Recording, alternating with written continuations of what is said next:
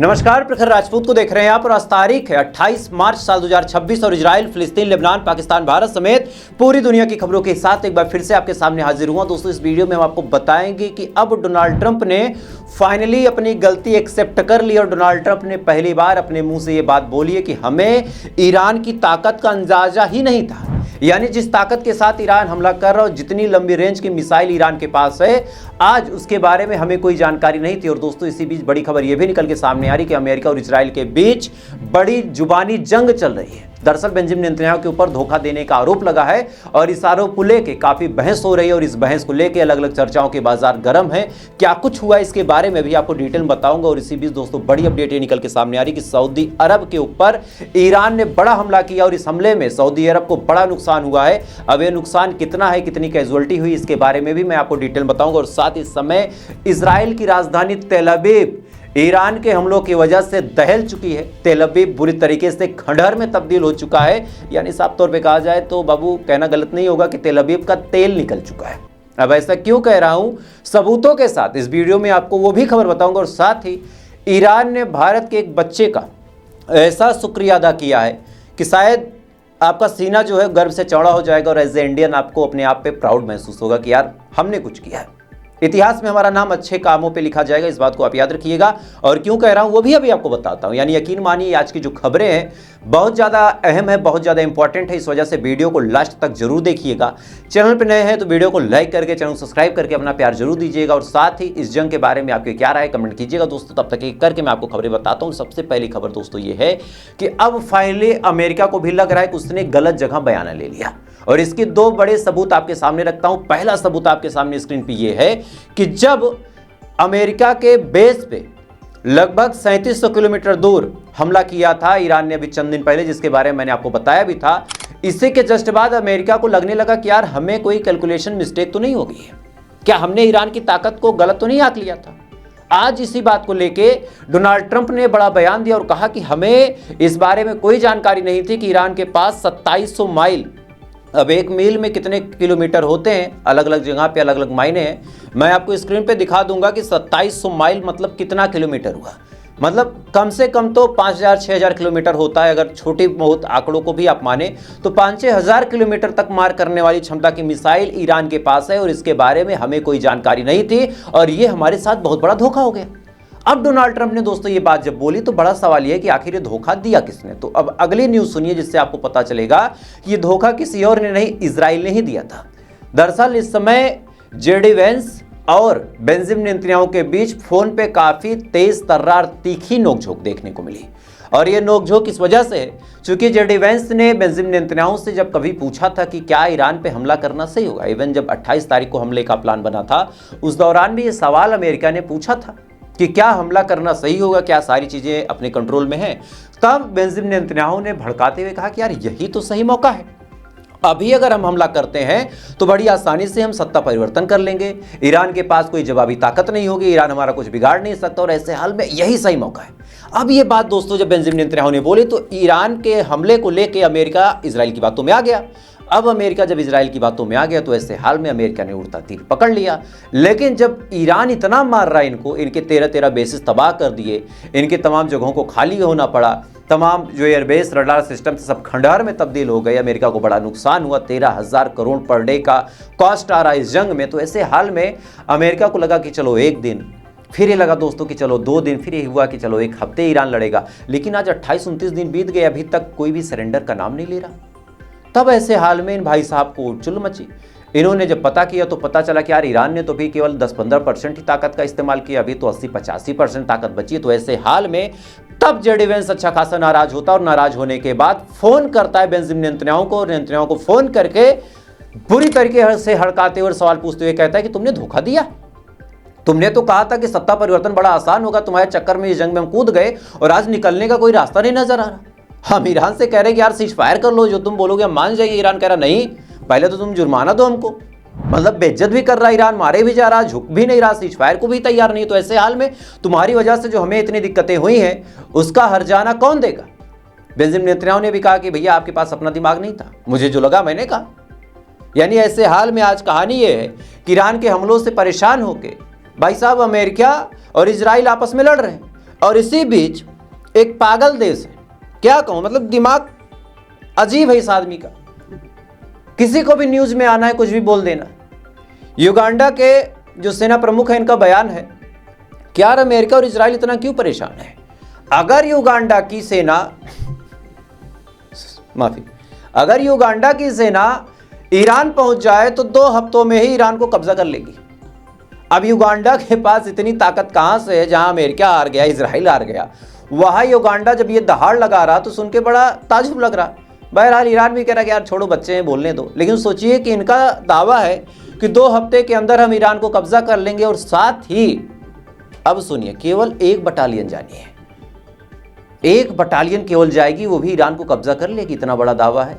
तो ईरान अगर मेरे वीडियो को देख रहा हो तो भैया युगांडा से बच के रहना, छुप जाना कहीं बंकर में। अमेरिका से जीतना आसान है, इजराइल को मारना आसान है, युगांडा से नहीं। क्या कहे। खैर, इसी बीच दोस्तों बड़ी अपडेट अब निकल के सामने आ रही है कि स्ट्रेट ऑफ हार्मोज को कंप्लीटली बंद कर दिया है। तमाम हमारे देश के चैनल ये दावा कर रहे हैं कि स्ट्रेट ऑफ हार्मोज से जहाज निकल रहे हैं, हमारे जहाज आने वाले हैं, ये आने वाला, वो आने, वो सब पुरानी बातें थी। फाइनली ईरान ने बड़ा ऐलान किया है कि स्ट्रेट ऑफ हार्मोज अब कंप्लीटली बंद रहेगा, और खबर तब कंफर्म हो जाती है जब चाइना के ही जहाज को लौटा दिया गया। सोचिए, चाइना जो कि ईरान का बड़ा अच्छा दोस्त है, लेकिन उसको भी ईरान ने कह दिया कि भैया अभी कुछ दिन रुक जाओ, स्ट्रेट ऑफ हार्मोज कंप्लीटली बंद रहेगा। कौन किसका जहाज है, क्या जहाज है, वी लिटरली डोंट केयर, सब कुछ बंद रहेगा। कोई भी जहाज ना इधर से उधर जाएगी, ना उधर से इधर आएगी। यानी अब ईरान ने पूरी दुनिया के उस गले की नस को पकड़ा है, क्योंकि ईरान दिमागी है। आप समझिए चाइना की जहाज को रोकने के पीछे मकसद क्या है। देखिए, पूरी दुनिया चलती है बिजनेस पे। आपका मुझसे फायदा है तो आप मेरे साथ बातचीत करेंगे, फायदा नहीं आप नहीं करेंगे। और ये बड़ी कड़वी सच्चाई है। दोस्ती, रिश्ते, नाते, ये तमाम चीजें पहले होती थी, अब केवल और केवल बिजनेस। दोनों भाई कमा रहे हैं तो घर में साथ रहेंगे, एक कमा रहा है एक नहीं कमा रहा तो दोनों अलग हो जाएंगे। तो यहां तो चाइना है, चाइना के ऊपर आपको भरोसा वैसे भी नहीं करना चाहिए। कहानी है, और ईरान का प्लान मैं आपको समझा देता हूं। देखिए, चाइना बेचता है सेमीकंडक्टर और तमाम वो रेयर अर्थ मिनरल जो केवल चाइना के पास है, और वो डायरेक्टली अमेरिका जाते हैं। अब चाइना खुश है क्योंकि अमेरिका इस तरह जंग में उलझा है, और इधर चाइना को तेल मिल ही रहा था तो चाइना को कोई दिक्कत नहीं थी। रशिया भी सस्ते दामों पे बेच रहा था, इधर ईरान भी दे रहा था, तो चाइना थोड़ा सा मजे में था। अमेरिका के ऊपर चाइना प्रेशर बना नहीं रहा था, क्योंकि आपको याद होगा जब 200% टैरिफ चाइना पे लगा था तब चाइना ने फौरन प्रेशर बनाया था। सेमीकंडक्टर, रेयर अर्थ मिनरल देने बंद कर दिए, फौरन ही टैरिफ घट के 0 हो गया। सेम काम ये ईरान के लिए भी कर सकता था चाइना, लेकिन ईरान के लिए चाइना ने नहीं किया। तो फिर चाइना को ईरान ने थोड़ा सा सबक सिखा दिया, कहा कि अब तो तुम बनाओगे, जब तुम्हारे पास भी रिसोर्सेज नहीं पहुंचेंगे तब तुम जाओगे अमेरिका से कहने कि भैया बंद करो। मतलब यहां पे ईरान एक बहुत बढ़िया ब्लाइंड गेम खेल रहा। बाकी दोस्ती यारी कौन किसका सगा। आप सोचिए कौन सा देश ऐसा निकल के सामने आएगा जो ईरान के लिए हथियार चला रहा, कोई नहीं। तो फिर ईरान को भी पूरा हक है, पूरा हक है, क्यों किसी को तेल ना लेने दे। खैर, इसी बीच दोस्तों भारत के लिए एक और बुरी खबर निकल के सामने आई कि स्ट्रेट ऑफ हार्मोज बंदी है, लेकिन इसी दौरान अब रशिया ने भी बड़ा ऐलान किया है कि 1 अप्रैल से लगभग जून जुलाई तक वो किसी को भी पेट्रोल नहीं बेचेगा। यानी अब वैश्विक लेवल पे पेट्रोल की कमी आपको देखने को मिलेगी, और साथ ही पेट्रोल थोड़े से महंगे भी आपको देखने को मिलेंगे, क्योंकि कहानी ये कि स्ट्रेट ऑफ हार्मोज से कुछ आ नहीं रहा। इधर रशिया जो हमारा दोस्त था वो देगा ही नहीं, किसी को भी नहीं, भारत को नहीं, किसी को नहीं देगा। और साथ ही अभी वेनेजुएला वाला तेल कुछ फाइनल हुआ नहीं, तो ऐसे हाल में तेल की भारी कमी होगी, क्योंकि सबको पता है कि जब तक हम अपनी सप्लाई को कंट्रोल नहीं करेंगे अमेरिका की दादागिरी खत्म नहीं होगी। तो ऐसे हाल में रशिया ने भी बड़ा मौका देखा, उसने कहा कि हम पूरी दुनिया को नहीं देंगे, तुम्हारे में दम हो तो तुम पूरा करा लो। ऐसे हाल में रशिया के तेल के ऊपर लगे सैंक्शंस भी अब घटने की संभावना में आ रहे हैं। खैर, इसी बीच दोस्तों बड़ी अपडेट अब निकल के सामने आ रही कि आज ईरान ने बड़ा हमला किया सऊदी अरब के बेसेस पे, खासकर KC-135 फाइटर जेट जहां खड़ा था वहां पे हमला किया। इसके अलावा दोस्तों जहां पे इनका US बेस था वहां पे हमला किया, और इस बार का हमला इजराइल और अमेरिका के लिए बड़ा नुकसानदायी रहा। खबर निकल के सामने आई कि इस हमले में इनके 3 KC-135 फाइटर जेट भी क्रैश हुए हैं, उनको मार के ख़त्म कर दिया। और इसके अलावा 10 अमेरिकी सैनिक बुरी तरीके से घायल हैं, 2 ऐसे हैं जिनकी हालत बड़ी क्रिटिकल बताई जा रही, वो शायद बचेंगे भी नहीं। और कहानी तो कहीं कहीं ये भी निकल के सामने आ रही कि कोई भी नहीं बचा है, बस एक होप और एक प्रोपोगेंडा अमेरिका और इजराइल द्वारा चलाया जा रहा है कि ये लोग इंजर्ड हैं। यानी ईरान ने एक बार फिर से इनको भून के रख दिया है। क्योंकि ईरान ने साफ मैसेज सऊदी अरब को दिया था कि आप अपने यहाँ से अमेरिकी सैनिकों को हटा लो, लेकिन सऊदी अरब ईरान की नहीं सुन रहा। सऊदी अरब ने कहा कि नहीं हम रखेंगे, तब ईरान ने कहा कि रखोगे तो यार प्रसाद तो ले लो, इफ्तारी ले लो, बढ़िया कर लो, क्या दिक्कत है। खैर इसी बीच केवल ऐसा नहीं कि सऊदी अरब पे ही हमला हुआ, कल रात धड़धड़ा के तेल अवीव के ऊपर भी बड़े हमले किए हैं ईरान ने, और इस हमले में तेल अवीव को बहुत भयानक नुकसान हुआ है। कहीं कहीं बम फटे हैं, कहीं कहीं नुकसान हुआ, कहीं कहीं कैजुअल्टी हुई है। तेल अवीव के सेंट्रल में आके भी मिसाइलें गिरी, यानी डिफेंस सिस्टम भी पूरी तरीके से फेल हुआ है। और किस हिसाब से मिसाइलें आसमान को चीरते हुए आके गिर रही है, मैं चाहूंगा कि उसका वीडियो देखें।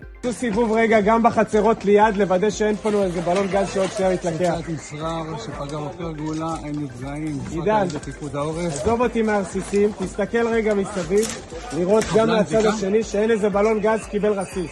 חבלן זיקה? כן, חבלן זיקה. חבלן זיקה. וואו, וואו, וואו, וואו. נפל פה, נפל פה! נפל פה, נפל פה!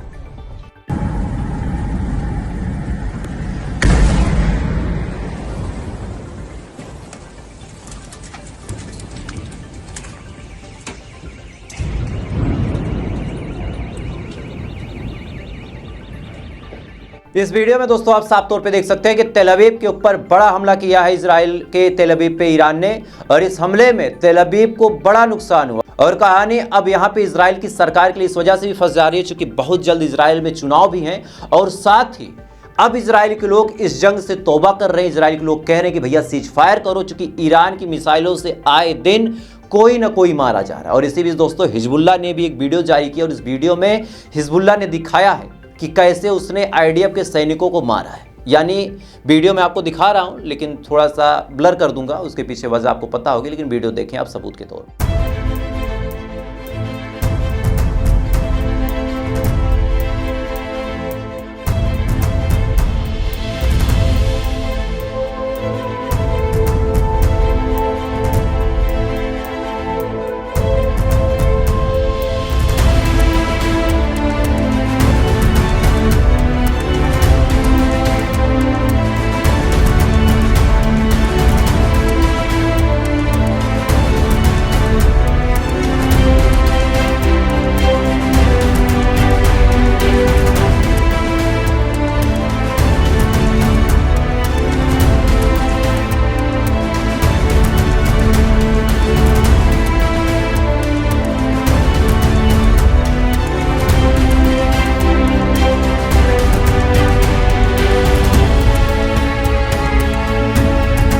इस वीडियो में दोस्तों आप साफ तौर पे देख सकते हैं कि हिजबुल्लाह ने भी अब शिकार करना शुरू कर दिया। कभी 70 रॉकेट हिजबुल्लाह दागता है, कभी 100 से ज्यादा मरकवा टैंक तबाह कर देता है, फिर कभी आईडीएफ के सैनिकों को मार के उड़ा देता है। यानी हिजबुल्लाह भी फुल एग्रेसिव मोड में आ गया। और इससे भी दोस्तों सबसे बड़ी जिसकी शुरुआत मैंने बहुत पहले ही की थी और कहा था कि यह चीज होगी आज नहीं तो कल होगी, आज वो चीज देखने को मिल गई है कि हुतीस की तरफ से भी दोस्तों बड़ा हमला हुआ है। जी हाँ, हुतीस की तरफ से भी दोस्तों बड़ा हमला हुआ है। हालांकि 1-2 मिसाइलें ही हुतीस की आई थी जिसको आईडीएफ ने शायद इंटरसेप्ट कर लिया। आईडीएफ का यह दावा है कि हमने हुतीस की मिसाइलों को इंटरसेप्ट कर दिया, लेकिन कहां से होगा इंटरसेप्ट? ये सवाल मैं आप पे छोड़ता हूं कि कहां से होगा।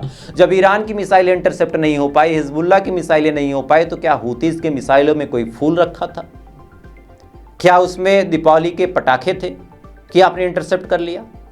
यानी अब इजराइल के ऊपर दोस्तों 3 तरफा हमला हो रहा है, हिजबुल्लाह का भी, हमास का भी, और हमास तो अभी थोड़ा सा खामोश है, लेकिन हुतीस का भी, इवन ईरान तो मार ही रहा है। तो यानी इस समय जो हाल है इनका, ये बड़ा ही बेहाल कर देने वाला है। और इस समय इजराइल की जनता भी तड़प रही है, सरकार भी पीछा छुड़ा रही है, लेकिन ईरान, हिजबुल्लाह, हुती छोड़ने का नाम नहीं ले रहे हैं। और इसी बीच जब ये खिसियाते हैं तो खिसियाने के बाद ये बड़ा हमला करते हैं।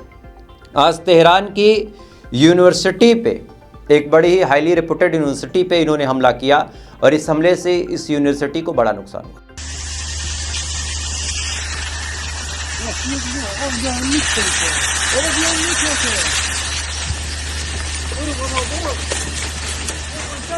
इसके अलावा दोस्तों खबर यह भी निकल के सामने आई कि ईरान के और अन्य ठिकानों पे भी आज इजराइल और अमेरिका ने ज्वाइंट एयर स्ट्राइक करके वहां पे भी डैमेज करने की कोशिश की है।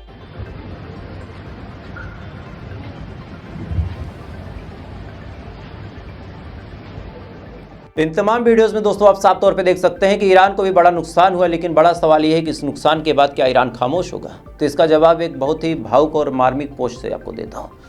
आज एक पोस्ट की है ईरान के एम्बेसी ने। दरअसल भारत के एक बच्चे ने, ध्यान दीजिएगा, भारत के एक बच्चे ने अपना गुल्लक, अपना पिगी बैंक ईरान को गिफ्ट कर दिया, मतलब मदद के नाम पे। जब ये गुल्लक पहुंचा ईरान की सरकार के पास, ईरान की सरकार ने कहीं भी ये नहीं कहा, ध्यान दीजिएगा, बांटने और छांटने का काम कौन करता है। ईरान की सरकार अगर चाहती तो कह देती कि किसी मुस्लिम बच्चे ने दिया, एक मुसलमान ने दिया। नहीं, उसने कहा कि एक भारतीय बच्चे ने जो ये गिफ्ट दिया है मिनाब में मारे गए बच्चों के लिए, अपने क्लासमेट के लिए, हम जिंदगी भर उसका शुक्रगुजार रहेंगे। सोचिए उस गुल्लक पे कितने रुपए होंगे? 100 रुपए, चलिए मैक्स टू मैक्स 500 या फिर 1000। 1000 रुपए उस बच्ची ने भेंट किया और उसके लिए ईरान की सरकार ने बाकायदा पोस्ट किया और कहा कि हम शुक्रगुजार हैं, कभी भी इस एहसान को नहीं भूलेंगे। ये बाकायदा पोस्ट है। अब आपसे दोस्तों बड़ा सिंपल सा सवाल है कि अगर ये एहसान ईरान नहीं भूल रहा तो जो हमले हो रहे हैं, क्या इसको ईरान भूलेगा? और जो मैंने अभी आपसे शुरू में कहा था कि हमने वो काम कर दिया as a Indian, as a भारतीय, कि पूरी दुनिया याद रखेगी जब इतिहास लिखा जाएगा। आज हम साल 2000 में जी रहे हैं, कभी ये साल 4000 होगा, हम नहीं होंगे, हमारी नस्लें होंगी, आपकी नस्लें होंगी, मेरी नस्लें होंगी। लेकिन आज तो डिजिटल वर्ल्ड है, सारी चीज़ें सेफ रहेंगी। कभी मेरे बेटे का बेटा और उसका बेटा देखेगा तो उसे पता चलेगा कि हाँ, जो मेरा बाप था वो मर्दों में खड़ा था।